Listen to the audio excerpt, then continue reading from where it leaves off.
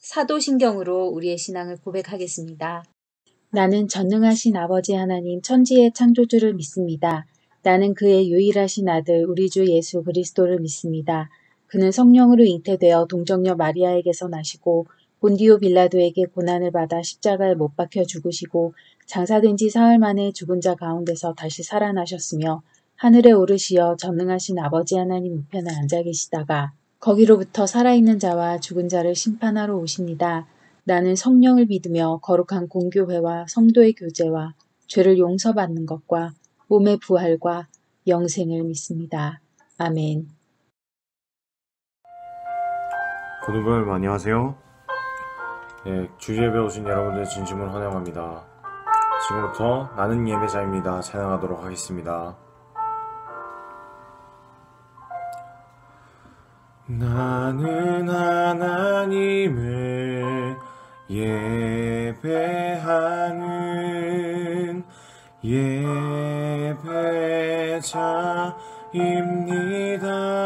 예배자입니다. 내가 서 있는 곳 어디서나 하나님을 예배합니다. 내 영혼 거룩한 은혜를 향하여 내 마음 완전한 하나님 향하여 이곳에서 바로 이 시간 하나님을 예배합니다.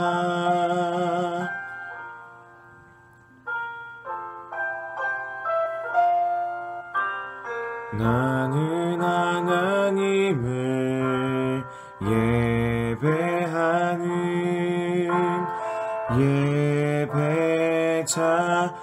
예배자입니다. 내가 서 있는 곳 어디서나 하나님을 예배합니다.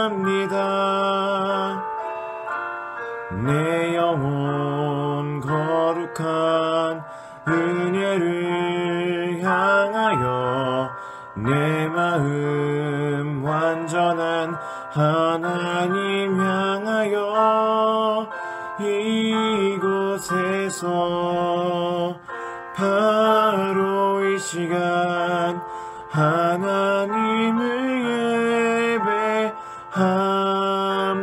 예배합니다. 내 영혼 거룩한 은혜를 향하여 내 마음 완전한 하나님 향하여 이곳에서 바로 이 시간 하나님을 예배합니다. 예배합니다. 찬양합니다. 주님만 날 다스리소서. 예배합니다. 찬양합니다. 주님 홀로 높임 받으소서. 예배합니다. 찬양합니다. 주님만 날 다스리소서. 예배합니다. 찬양합니다. 주님 홀로 높임 받으소서.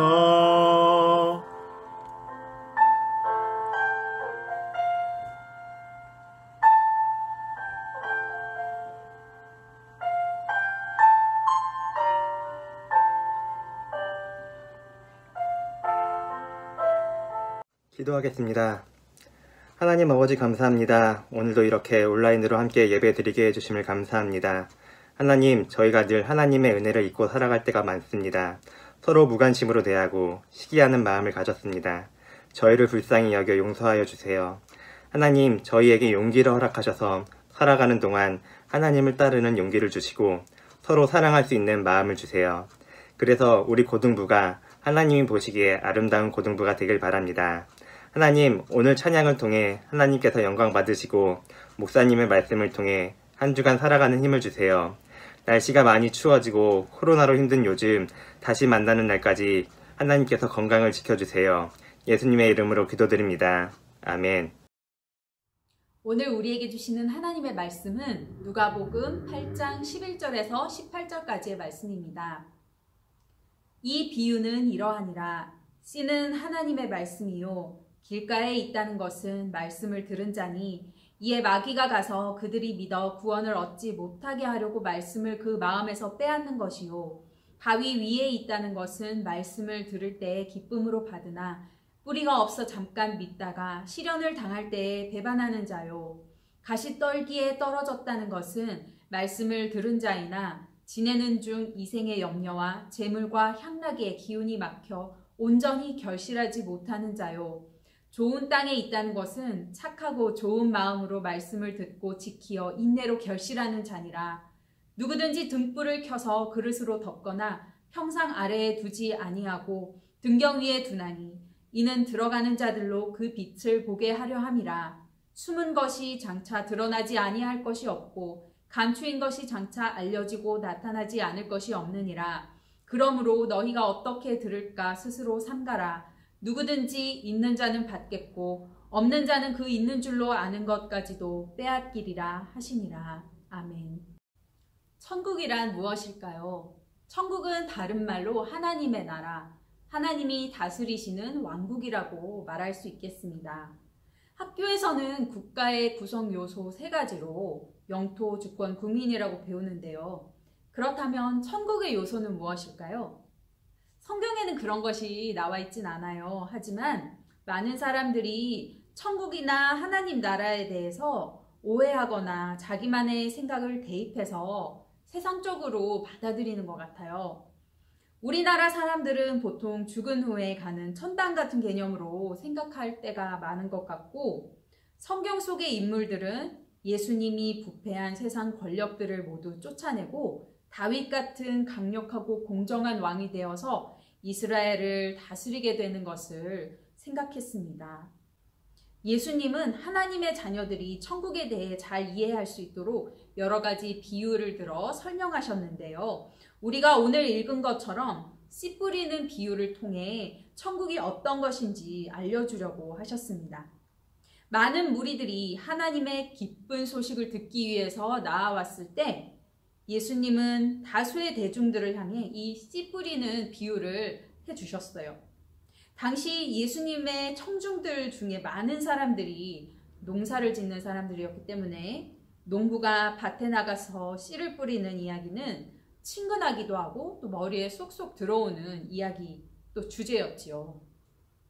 제가 5절부터 8절까지를 읽어보겠습니다. 씨를 뿌리는 자가 그 씨를 뿌리러 나가서 뿌릴새 덜어는 길가에 떨어짐에 밟히며 공중의 새들이 먹어버렸고 덜어는 바위 위에 떨어짐에 싹이 났다가 습기가 없으므로 말랐고 덜어는 가시떨기 속에 떨어짐에 가시가 함께 자라서 기운을 막았고 덜어는 좋은 땅에 떨어짐에 나서 100배의 결실을 하였느니라. 이 말씀을 하시고 외치시되 들을 귀 있는 자는 들을지어다. 씨 뿌리는 사람은 4종류의 땅에 씨를 뿌렸고 좋은 땅에서만 농작물이 잘 자라서 많은 열매를 거둘 수 있었습니다. 많은 무리들을 향해 이 말씀을 마치신 예수님은 자기가 밀접하게 관계를 맺고 있는 제자들 그룹만을 데리시고서 따로 이 씨 뿌리는 비유가 어떤 뜻인지 자세히 설명해 주셨습니다. 아마 청중들 중에 농사의 도 같은 사람들이 있었다면 예수님의 말씀의 첫 문장에서부터 에이 저건 안 되지 라고 속으로 생각했을지도 모르겠습니다. 왜냐하면 경험 많은 농부는 애초에 이 아까운 씨앗을 길가에나 바위 위에나 가시덤불 속에 뿌리지는 않았을 것이기 때문입니다. 농부만이 아니라 도시에서 또 아파트에서 사는 우리들도 그 정도는 다 알고 있습니다. 길바닥이나 바위나 가시덤불에서는 식물이 자랄 수 없다는 걸 말이죠. 그렇다면 예수님은 왜 이렇게 말씀하셨을까요? 그것은 하나님이 우리 온 세상 사람들을 얼마나 사랑하시는지, 어떤 바람을 갖고 대하고 계시는지를 알려주기 위해서예요. 농부는 씨앗을 아껴서 뿌려야 하지만 하나님은 아낌없이 부어주시는 분입니다. 하나님의 말씀으로 이 비유된 씨앗을 우리가 듣든 안 듣든, 순종하든 안 하든, 건성으로 듣든 믿음으로 경청하든 간에 하나님은 사랑의 마음으로 또 간절한 마음으로 모든 사람에게 들려주신다는 거예요. 여러분, 얼마나 말씀 듣기에 편한 세상입니까? 우리가 말씀을 듣고자 하는 조금의 의지만 있다 하더라도 스마트폰에서 성경 앱을 깔아서 말씀을 읽을 수도 있고 또 유튜브에서 말씀을 들을 수도 있고 양질의 설교를 들을 수도 있어요. 우리는 이렇게 말씀의 홍수 시대에 살고 있어요. 하나님은 의인에게나 악인에게나 동등하게 은혜를 내려주시는 분입니다. 우리가 하나님의 인내심과 기다림과 또 우리를 향한 그 선한 기대를 깨닫고 합당하게 반응했으면 좋겠습니다. 지금까지 하나님의 말씀에 익십했다면 이제는 진지하게 들어보고 맞다 싶으면 고개도 끄덕거리고 아멘 하고 마음속으로 말해보고 또 내 삶에 좀 적용하면서 실천하면서 이렇게 살아보는 거예요. 그게 바로 좋은 땅인 것이죠. 좋은 땅이 되는 것은 듣는 자세에서 시작됩니다. 18절에서는 그러므로 너희가 어떻게 들을까 스스로 삼가라고 말씀하셨습니다. 길가에 떨어진 씨앗은 새가 날아와서 먹어버렸습니다. 들은 말씀이 우리 마음 가운데 뿌리를 내려 구원의 믿음을 이루기도 전에 마귀가 와서 빼앗아 가버렸다는 것입니다. 말씀이 우리 귀에 처음 들려오지요. 그 다음에 머리로 갑니다. 우리가 머리로 생각을 하는 거예요. 정말 그런가? 이 말씀이 나에게는 어떻게 적응이 되는 걸까? 하면서 생각도 해보고 또 그것이 마음으로 가서는 하나님 사랑이 이렇게 감동적이구나. 또 죄에 대해서 들었을 때는 죄가 이렇게 문제가 크구나. 그 결과가 참 심각하구나. 그렇게 살아왔던 내가 참 후회스럽구나.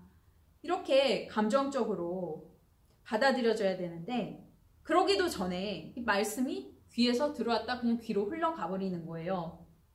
예수님의 말씀을 들었던 많은 무리들 중에도 그런 사람들이 있진 않았을까 싶습니다. 예수란 사람이 대단하던데 어떤 이야기인지 한번 드러나 보자. 아니면 본질과 동떨어진 그 지엽적인 부분을 물고 늘어진다든지 또 오늘 재밌고 흥미로운 이야기 하나 잘 듣고 갑니다. 이 정도로 생각해버린다든지 이러한 반응을 한다면 길가에 떨어진 씨앗처럼 그 말씀은 아무 의미 없이 스쳐 지나가는 소리에 불과할 거예요. 바위 위에 떨어진 씨앗은 어떨까요?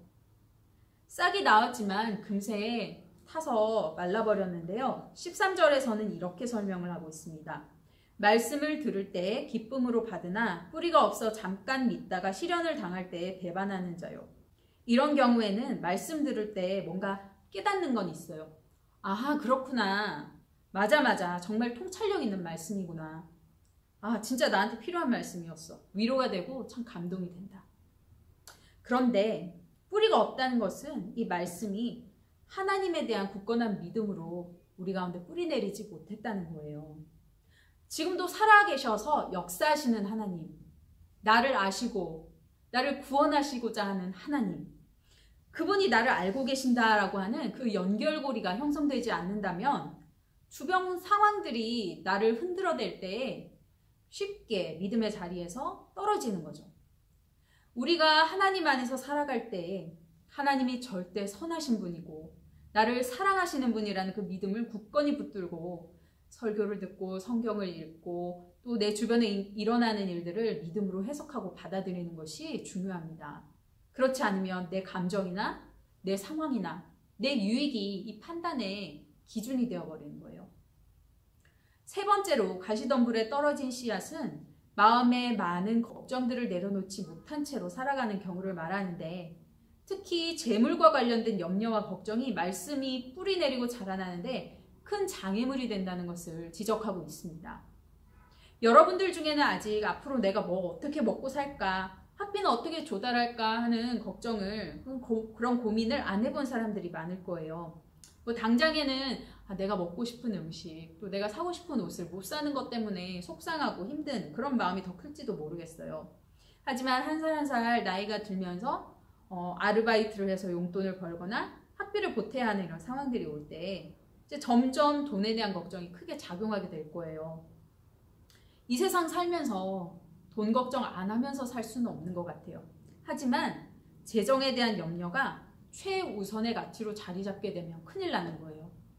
내 인생에 있어 돈이 있고 없고가 하나님보다 더 큰 변수로 작용한다고 생각하게 되면 하나님의 말씀을 내 마음 가운데서 거부하게 되는 그런 결과가 벌어지거든요. 돈 문제 때문에 힘들어하는 나에게 희망적인 메시지를 주는 말씀에만 귀를 기울이게 되고요.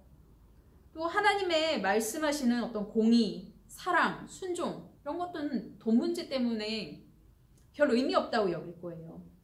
더 나아가서 하나님을 재물의 복을 주시는 하나님 정도로만 생각을 하고 하나님이 하시는 일들도 물질적인 복에 관한 것 외에는 크게 관심을 두지 않게 돼요. 예수님이 공생애를 시작하시기 전 40일간의 금식을 마치시고 마귀에게 시험당하시는 장면을 우리 한번 떠올려 봅시다. 마태복음 4장 3절을 한번 읽어보겠습니다. 첫 번째 시험인데요. 마귀가 이렇게 얘기합니다. 네가 만일 하나님의 아들이거든 이 돌들에게 명하여 떡이 되게 하라. 마귀는 마치 하나님의 하나님됨이, 또 예수님의 하나님 아들됨이 이 재정적인 문제, 배고픔의 문제를 해결하는 것과 결부되어 있는 것처럼 이야기를 해요. 근데 예수님의 대답을 보세요. 사람이 떡으로만 살 것이 아니요 하나님의 입으로부터 나오는 모든 말씀으로 살 것이라. 인간이 생명을 얻는데 물질적인 것이 다가 아니라는 것입니다. 하나님 아버지께서 아들 예수님을 이 땅에 보내실 때 물질적인 문제를 해결해 주라는 사명을 주신 게 아니라는 거예요. 예수님의 사명은 돈이 없어도, 든든한 백이 없어도, 또 건강이나 명예가 없어도 하나님을 믿으면 하나님으로 말미암아 우리가 살 수 있다는 것을 전하는 것이었어요. 우리 고등부 친구들도 물질보다 하나님을 더 크게 보는 믿음을 가질 수 있기 원합니다. 돈이 없어도 우리 꼭 필요한 공부, 이거 꼭 마칠 수 있게 하나님이 도와주실 거야. 지금은 재정적으로 좀 많이 어렵지만 나를 향하신 하나님의 사랑은 지금도 계속되고 있어. 이런 믿음의 고백으로 하나님의 약속과 당부가 담겨있는 말씀을 듣는 우리 고등부가 되었으면 좋겠습니다. 네 번째로 좋은 땅에 떨어진 씨는 착하고 좋은 마음으로 말씀을 듣고 지키어 인내로 열매를 맺는 것을 말합니다. 하나님이 주신 이 말씀의 씨앗을 키워내는 행위는 일회적인 행위가 아니라는 것을 알 수가 있죠. 계속해서 참고 인내하며 말씀대로 살려고 노력할 때 우리의 삶에는 기쁨의 열매가 맺히게 될 것이고요. 하나님의 말씀을 계속해서 듣고 그대로 살려고 노력하는 사람들이 모여있는 곳에는 감사와 기쁨의 나눔이 가득할 것입니다. 그곳이 바로 천국입니다. 그곳이 바로 교회가 되어야 하고요. 착하고 좋은 마음으로 하나님의 말씀을 듣는 것에 대해서는 16절 이하에서 조금 더 설명을 하고 있는데요. 등불을 그릇으로 덮거나 상 아래에 두지 않고 우리를 잘 비춰줄 수 있는 높은 곳에다 두는 것처럼 하나님의 말씀이 우리를 잘 비춰줄 수 있도록 항상 가까이 하고 자주 듣고 또한 그 빛에 우리 자신을 자주 비추어서 돌아봐야 한다는 말씀입니다. 우리가 말씀 앞에 귀 기울이며 머무를 때에 하나님과 우리 사이에는 진정한 커뮤니케이션이 일어납니다. 때로는 축복의 말씀으로, 때로는 격려의 말씀으로, 때로는 책망이나 훈계의 말씀으로 들려오기도 하고 때로는 약속의 말씀으로 주시기도 합니다. 또 하나님께서는 말씀을 통해서 지금 우리가 서 있는 곳이 어디인지 우리의 정확한 좌표를 알려주시기도 합니다. 가장 큰 축복은 하나님이 우리를 포기하지 않으시고 우리를 버려두지 않으시며 세상 끝날까지 함께 하신다는 그 확신을 주신다는 거예요. 우리가 하나님의 말씀을 듣고 지키며 인내할 때 누리는 가장 큰 은혜가 바로 그런 확신을 얻고 가는 것이죠. 하나님의 말씀 속에는 또 주님이 우리를 장래에 어떤 복된 사람으로 성장시키실지에 대한 로드맵이 담겨져 있습니다. 믿음으로 그것을 잘 지키고 키워나가는 것은 우리의 몫입니다. 하나님의 음성을 흘러가는 좋은 소리로 여길 것인가, 아니면 우리를 향한 축복의 씨앗으로 여겨서 소중한 보물로 여길 것인가 하는 태도의 선택은 우리에게 남겨져 있는 것이죠. 여러분의 삶에 차곡차곡 쌓이는 말씀이 기도와 소망과 순종을 통해 뿌리 내리고 커다란 나무로 자라나서 아름다운 숲을 이루게 될 날이 올 것입니다. 하나님의 말씀 안에서 자라나 아름다운 큰 숲을 이루는 우리 귀한 주님의 자녀들이 되시기를 간절히 축복합니다. 기도하겠습니다. 하나님 아버지, 오늘 주신 누가복음 8장 씨 뿌리는 비유를 통해 하나님은 언제나 우리를 향해 복된 말씀을 부어주시는 아버지이심을 알게 되었습니다. 우리의 마음을 열고 생각을 열어 하나님의 마음을 받아들일 수 있게 해주세요. 하나님의 사랑을 받아들이게 해주세요. 하나님의 말씀을 듣는 우리의 마음이나 태도가 길가나 바위나 가시떨기처럼 귀찮아하고 거부하는 마음에서 변화되어 말씀 속에서 내가 살 길을 찾고 내가 기대해야 할 소망을 찾게 하여 주시옵소서. 내 마음속에 있는 돌무더기와 가시떨기들을 제거하여 주시고 말씀을 듣지 못하게 하는 어떤 유혹이나 공격들로부터 보호하여 주시옵소서. 우리 각 사람을 향하신 하나님의 놀라운 계획이 모두 성취되는 천국을 경험하게 하여 주시옵소서. 고등부에서 신앙생활하고 예배드리면서 우리 친구들 영적으로도 성장을 이루게 하여 주시고 삶의 다방면에서 하나님이 주신 축복을 누리고 또 그 축복을 나누며 살기를 원합니다. 천국의 축복을 사랑하는 사람들과 함께 나누는 축복의 통로가 되게 하여 주시옵소서. 우리에게 귀한 사랑의 말씀 들려주신 주님께 감사드리오며 예수 그리스도의 이름으로 기도합니다. 아멘. 이제는 우리 구주 예수 그리스도의 은혜와 아버지 하나님의 거룩하신 사랑과 성령의 감화 감동 교통하심이 주님 말씀을 경청하며 천국의 축복을 소망하는 모든 고등부 지체들 위해 영원히 함께 하시기를 간절히 축원하옵나이다. 아멘.